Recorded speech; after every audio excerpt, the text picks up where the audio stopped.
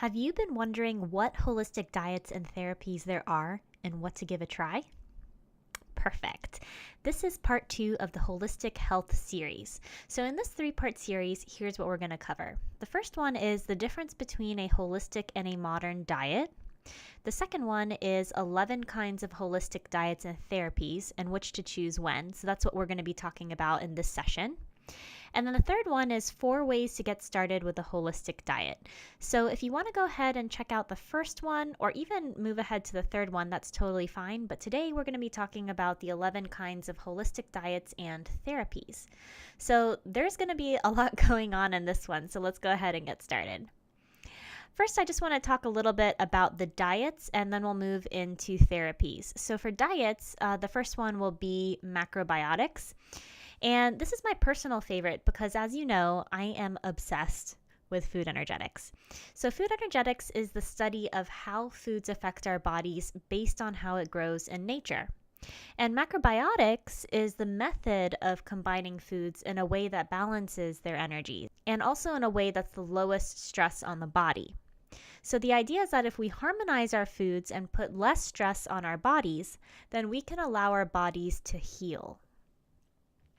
Personally, I find that macrobiotics is really great for creating intuition between you and your body. So personally, again, I wasn't able to really understand or listen to what my body needed until I started using macrobiotic principles. So it helps you become very sensitive to what your body is telling you that it needs. So moving on, the next one is Ayurveda. Ayurveda is an Indian holistic approach to create balance within the mind and the body by aligning oneself with nature.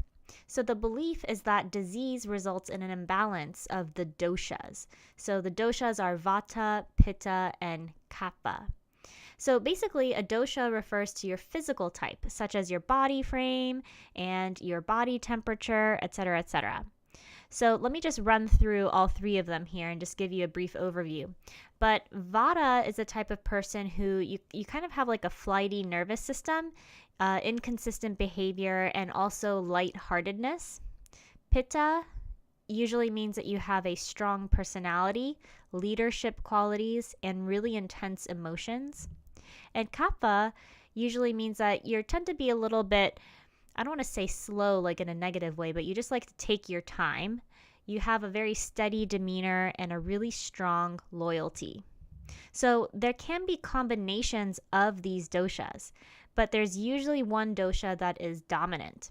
And the idea is that you want to eat foods that correspond to your dosha in order to restore balance to your body.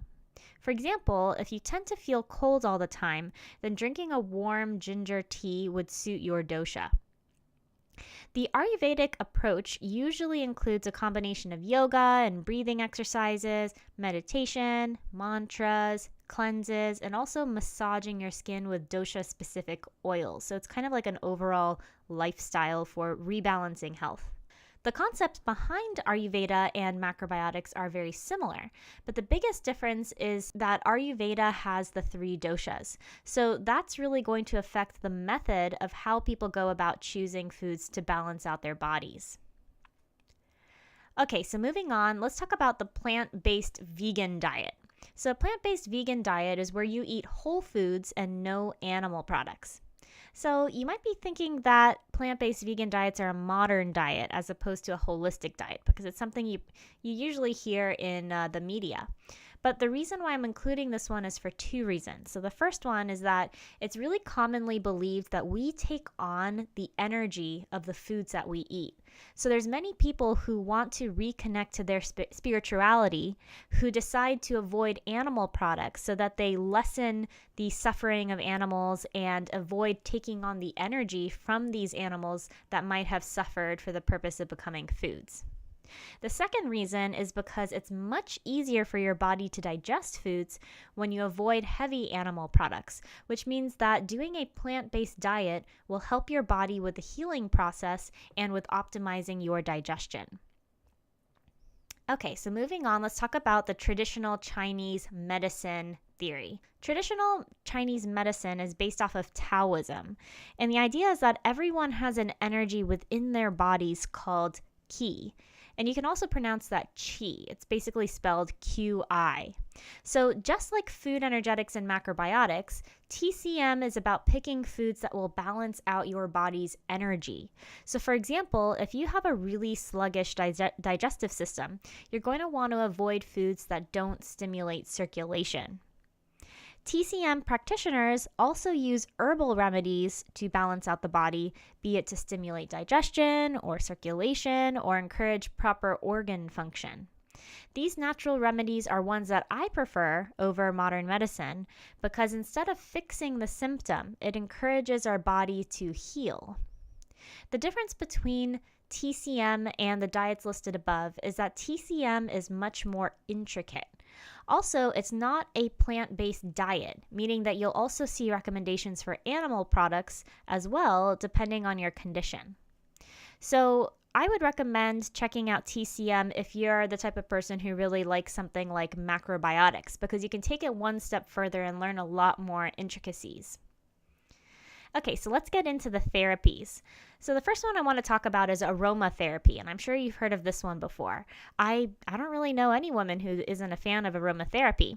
So the idea is that you want to use natural scents to help balance out your body's condition. So some scents can make you feel uplifted, such as citrus or floral scents. So these are ones that they smell so sweet and so uplifting that you just feel really good and energized. Meanwhile, there's other earthier scents, or also scents like lavender or rosemary, which can make us feel really calm. So, in the morning, maybe you have like a citrus or floral scent to kind of perk you up for the day. And at night, when you're getting ready for bed, maybe you can try something like lavender or rosemary to help you feel relaxed and calm. So just like with the diets that we were talking about before, different scents can also stimulate our body to rebalance and also to improve our mood. So that's another plus with aromatherapy. Moving on, let's talk about acupuncture. Have you ever felt pain and wanted to get a massage to get the tension rubbed out? I used to have the worst neck tension and I kept getting massages, which felt really amazing, but I'd be stuck with the pain again the next day and felt like it was taking a toll on my wallet. So, I kept on doing so many massages that I was really racking up a bill here, but I just felt like I couldn't really overcome this pain that was in my neck and shoulders. But that all changed when I tried acupuncture and also cupping, and we're going to talk about cupping next.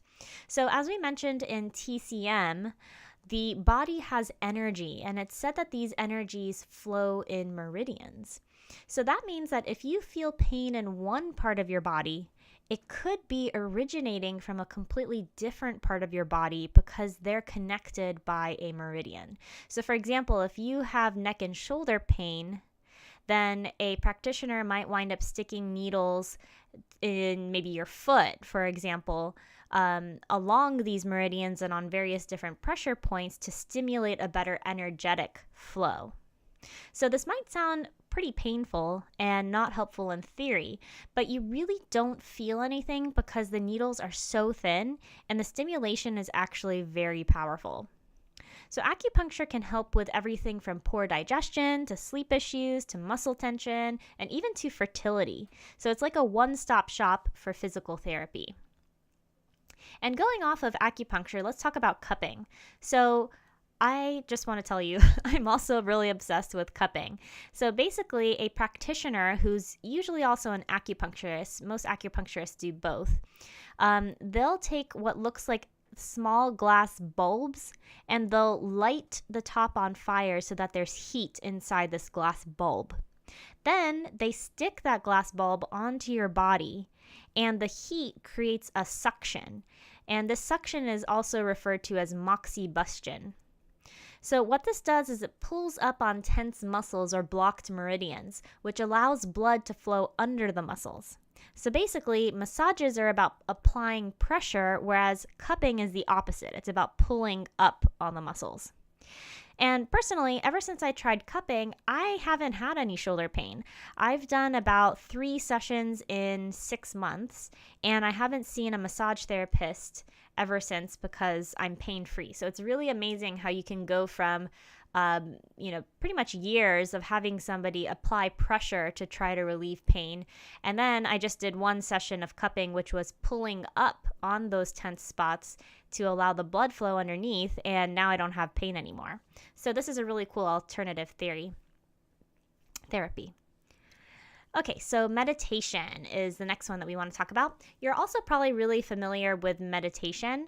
There are so many ways to perform and practice meditation, but the idea is that you're calming your mind from racing thoughts.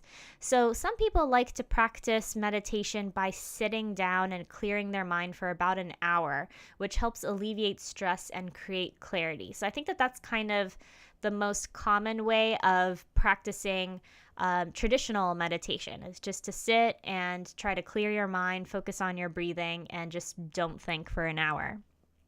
Personally, I think that the length of time that you do the meditation should probably correspond to how stressful you are. So basically that means that the more stress-free your life is, then maybe you only need to take about a minute to just pause and breathe and regroup. But if you have a really crazy lifestyle, then maybe just practicing for an hour a day is really helpful in getting clear on your priorities. So I have a client who jet sets internationally a few times a week, and this client is the most calm and friendly person I've ever met, despite having a ridiculous amount of responsibilities. So you can really think of meditation as a productivity tool for success.